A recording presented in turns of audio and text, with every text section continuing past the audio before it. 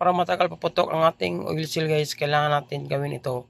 Kunin natin ang dalawang oil seal. Sa ating oil seal is meron yan dalawang spring, ilalim at saka ibabaw. Sa ilalim guys is malaki yung spring at ibabaw naman ay maliit ang spring.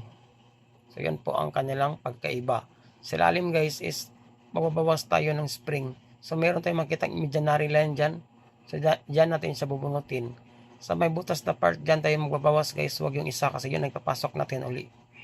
So kapag mabawasan na siya ng kaunti, yung tama-tama lang, is pwede natin ibalik yung spring. So kapag makabitan natin siya, pwede natin ibalik sa ating oil seal. So ang purpose ito guys, para kakapit ang ating oil seal sa ating inner tube. Para hindi agad puputok ang ating oil seal guys. So syempre para ma-prove natin na matigas ang ating pagkapit ng ating oil seal, ay papasok natin yan sa ating tubo. So kapag papasok sa ating tubo, makita natin na matigas ang kanyang kapit. Yun lang guys, ayos.